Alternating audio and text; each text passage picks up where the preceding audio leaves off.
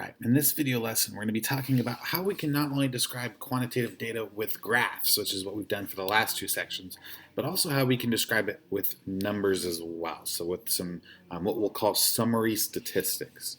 And so to start with, we're going to talk about kind of your measures of what are called center. The first that you're probably most familiar with is the mean. Or the average. So there's kind of two different ways we can talk about the mean. There's two different values that we can have.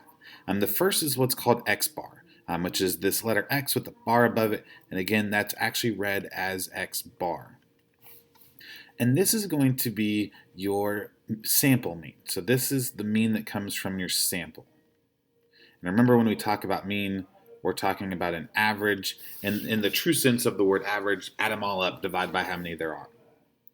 Now this Greek letter for mu is what we're going to use for the sample mean, or for our population mean. Let me go back and fix that. So this is what we're going to use when we actually have a mean for our population. And so again, this is the difference between x bar, which we'll call a statistic, and mu, which we'll call a parameter. So we've got statistic is from a sample, and parameter is from a population. There's the alliteration there, which makes this easy to remember, so they both start with S, and then they both start with P. Again, you just need to remember that x bar is your sample mean, so it comes from your sample. Mu is your population mean, so it actually comes from your population, meaning that you would have had to have done some kind of a census to get your value for that. Now this next part is, are these resistant measures? In other words, are they affected by outliers? That's kind of what you're wanting to think about. And in the case of the mean is affected by outliers. And so if it is affected by outliers, we're going to say that it is not a resistant measure.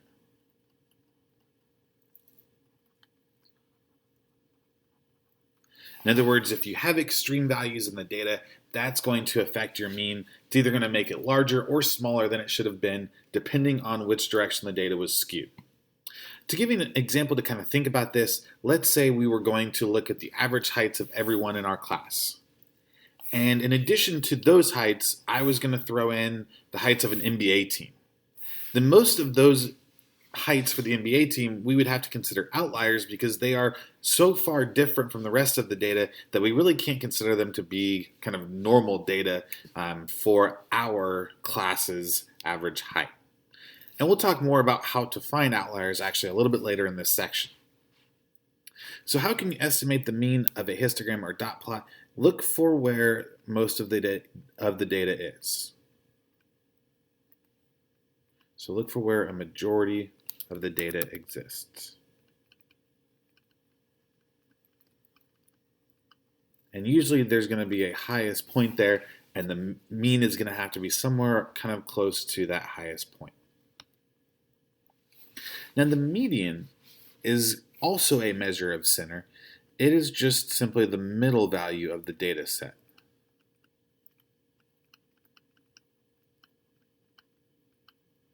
For an abbreviation, we will sometimes write that the median is MED. There is no distinguishing between whether it comes from a sample and whether it comes from a population. So unlike the mean, we don't have separate medians for those two different ways of getting the data. There's just kind of one median that we use for both. As far as is it a resistant measure, it is. So the median is not affected by outliers.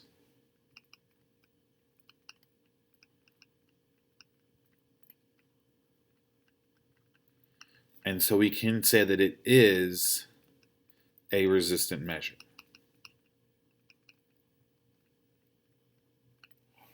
Okay, so how does the shape of a distribution affect your relationship between the mean and the median? We're going to take a look at kind of the big three distributions. The first of which we'll talk about is your symmetric data. The next we'll talk about is your left skewed data. And the last we'll talk about is your right skewed data. So again, we'll have kind of three different ones. Here is for symmetric. Remember, this is what left skewed looks like. and this is what right skewed looks like. Okay, so let's first talk about kind of one that's not listed. Let's actually start by talking about where the mode of the data set is. So the mode of the data set is always going to be wherever the peak of the data is. So I'll do that in blue on each of these graphs. So the mode for symmetric is right in the middle, for left skewed is right here, and for right skewed the mode would be right here. Next, we'll talk about the mean. So the mean is going to be pulled in whichever direction the skew is. So for symmetric, actually your mean is going to be the same as your mode. So you've got kind of both of those right in the center of your data. However, on left skewed, you're going to have your mean somewhere kind of in the direction of that skew. So in the direction of that tail, so somewhere kind of like where I drew it. And then for right skewed, same idea. It's going to be in the direction of the tail, so maybe somewhere right in there. Last, let's talk about the median. The median is always going to be the middle of the data set. In the case of symmetric data, once again, that's going to be right where those other two values were as well. For the other two, the median is going to be in the middle of wherever the mean and mode are. And so in those cases, the median would look something kind of like this.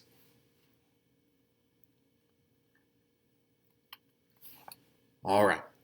In addition to talking about measures of center, we also would probably like to talk about measures of spread. So notice that we're doing kind of this same idea as what we did when we looked at data displays, but now looking at it from more of a numerical or a statistical point of view. So we did talk about the range a little bit. The range is the difference between your max and your min value.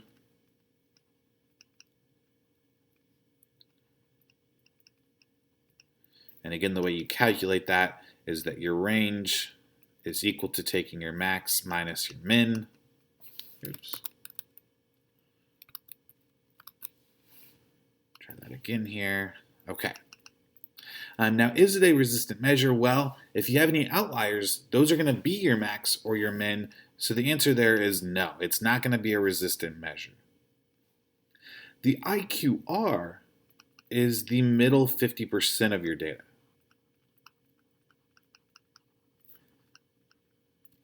And it is found by taking your quartile 3, which we'll talk more about in just a moment, minus your quartile 1 value. IQR, if you're wondering what that stands for, it stands for interquartile, so between the quartiles, range. So it is still a range of values, but instead of taking your maximum minus your minimum, you're taking kind of the middle of your second half of the data minus the middle of the first half of your data. And because you're looking at the middle 50%, it is going to be a resistant measure. And the reason being, even if you had outliers, those are at the ends of your data, they aren't going to affect the middle of your data. So the IQR is not going to be affected if you do have any outliers. Okay, so let's take a look at an example of how to do this. So McDonald's fish and chicken sandwiches I've got the data right here for us. For the fat in grams of 9 different McDonald's fish and chicken sandwiches, we're going to calculate the median and the interquartile range. Now, if you did want to do this by hand, you could do that by first putting the data into order, and then for the median using the cross-off method, cross off at the beginning and end. In fact, why don't I show that real quick? I should already have this data in for us on this list number 1. So notice that list number 1 has all of our data. So let's go ahead and sort that data like we did in the previous video. So we'll sort ascending, and we'll do that for list 1, so second 1. And now we can go back into stat and let's copy down our data from list 1 that's now in numerical order for us. So that would be 9, 14, 16, 19, 19, 20, 22, 27, and 33. So for the median, you're looking for kind of what is the middle. So there's kind of the crossing off the beginning and end method, which is what I'm showing right here. And it turns out that our median ends up being 19. So that would be the median for our data is 19. So then what we're going to do is we're going to look at what is the middle of our first half of the data and what is the middle of our second half. And so for the middle of our first half of the data, we're looking at just these numbers right here. We're not going to include the 19, which was our median. And we're going to use the cross-off method again. This time, though, for our first quartile, which is what we're finding right now, there isn't a way to cross off both 14 and 16. We're actually going to pick the number that would be halfway in between each of those, which would be the number 15. For our third quartile value, we'll do the exact same thing, this time using the second half of the data. So again, we'll cross off the 20 and the 33. Now we need to find what would be halfway in between 22 and 27. Add them up, divide by 2 is the easiest way to do that, and you'll come up with 24.5. So now it wanted us to find the interquartile range. So we wanted to find the median first, was 19. To find the interquartile range, we're going to take Q3 minus Q1, which would be 24.5 minus 15. And so our interquartile range is 9.5. Now there is a slightly easier way to come up with at least some of those values. I'm going to show you something else your graphing calculator can do in addition to sorting the data. If you go back to your stat menu and move over to the calculate menu, there's going to be a whole bunch of different options.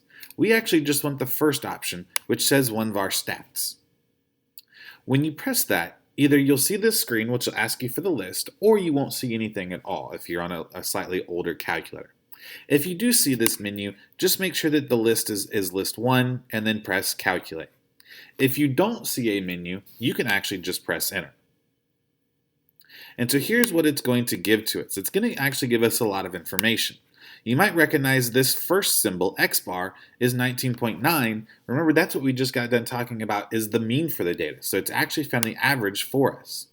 And if we scroll down using the arrow keys, it will actually tell us that the median of the data was 19, that Q1 was 15, and that Q3 was 24.5. Now notice it doesn't give us the interquartile range, but that's pretty easy. Just take Q3 minus Q1.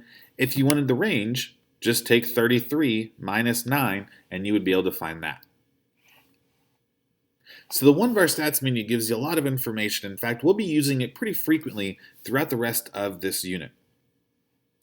All right, let's now talk about how you can find outliers. So we've talked about shape, we've talked about measures of center, we've talked about measures of spread. Let's now talk about the outliers and other influential points. So outliers are any point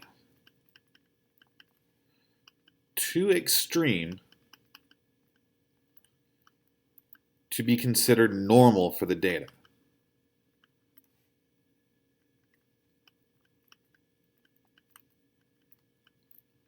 Now, while that might seem a little ambiguous, like what would be too extreme, we actually have a formula to say kind of what the limits are going to be. And that's what's known as this 1.5 multiplied by IQR rule. Is that any point which is more than 1.5 IQRs above quartile 3 or below quartile 1 is considered an outlier. So to write those in terms of notation, these are kind of the limits that we are going to use for what is acceptable parts of our data. So for our lower limit, we're going to take Q1 minus 1.5 multiplied by the interquartile range. For our upper limit, we're going to take Q3 plus 1.5 multiplied by your interquartile range. Anything that comes outside of those two limits, those two boundaries, we are going to consider to be an outlier. So let's do some practice with that. I've got another example. Instead of looking at the McDonald's chicken sandwiches, now let's look at the McDonald's beef sandwiches. And let's determine whether or not there are any outliers in our distribution. So what we're going to need is basically three things to get us started. We're first going to want to find what our Q1 value is. We're then going to want to know what our Q3 value is. And then using those, we're going to want to know what our IQR is. And notice that those are also everything you need to know to be able to use those limits. Now, just looking at this data, I would say that there's kind of two possibilities for outliers. I would say, in fact, they're right next to each other. The hamburger and then this double quarter pounder with cheese. I would say these two are kind of our two potential outliers, and we'll see if either one of those actually is, in fact, an outlier. Now, let's go ahead and make this easy on ourselves rather than finding all of these values by hand. Let's use that new feature that I just got done showing you. In order to use it, we first need to go into the Stat menu, select Edit, and get all of our data into one of our two lists, or one of our mini lists. For the sake of time, I've got that into list 2. If you just want to put it into list 1, that would work as well. Okay, so in order to calculate those values, once again, here's how you're going to get there. Second mode to quit out of your stats screen, and then we'll go back to the Stat menu, over to Calc. We're going to choose 1var stats. Now here's where you need to be careful. If you were like me and typed the data into list 2, you need to select list 2 as your list.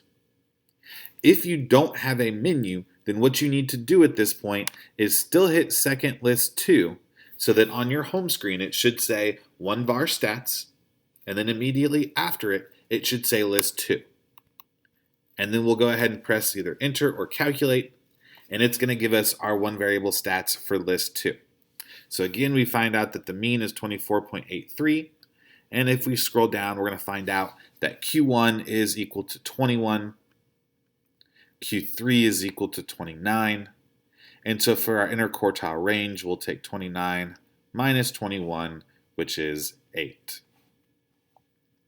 Okay, so to find our outliers, let's first find the lower bound. So let's figure out what is the lowest acceptable number that we could have. So to do that, we're going to take Q1, which is 21, minus 1.5, multiplied by our interquartile range, which is 8. So that would be 21 minus 12, and 21 minus 12 is 9. So 9 is the lowest number that would be acceptable. In other words, hamburger, because it's at 9, is not an outlier. So even though it looks to be way smaller than everything else in the data, it's actually not going to be an outlier. Let's next find the upper limit. So what is the largest number that's acceptable? So in a similar way, we're going to take Q3 this time, which is 29, but we're going to add 1.5 multiplied by our interquartile range. So that becomes 29 plus 12, which is 41. So anything above 41 we would consider to be an outlier. In other words, the double quarter pounder with cheese, based on the amount of fat it has, we would in fact consider to be an outlier. There wasn't anything else above 41, so it turns out there's only one outlier. Just know that there is the possibility for multiple outliers. Okay, so last thing that we're going to talk about today is what's called the 5-number summary. This is basically what you will use in order to create a box plot. So this is used to create a box plot for a set of data. And as its name would suggest, there are 5 numbers that we are going to use. Those 5 numbers are your minimum, your first quartile, your median, your third quartile, and your maximum. All right, so what it wants us to do is draw parallel box plots for our beef and then also our chicken and fish sandwich data. So let's do beef first, and we'll draw a box plot for that. We are going to need a number line to draw these box plots, so let me draw that in right here. And I think our lowest was 9 to 43 on our second set of data, and 9 to 33 on our first set of data. So let's go ahead and make this number line go from 9 up to, we can go to 43. That would work. And then I'll just count by 4s. So 9, here's 13, here's 17, 21, 25, 29, 33, 37. So let's just change this to be 41, and we'll go a little bit past it to draw in our 43, which is our max for our second set of data. Okay, So here's how you'll draw a box plot. And again, we're going to do it for our beef data first. You're going to start with your minimum, which we decided that 9 was the lowest number, so we're going to put a small tick mark on 9. 43 was our maximum, so we're going to put a small tick mark just past 41, so somewhere kind of right in here. Try to draw them so that if you drew a line between them, it would look parallel to our number line.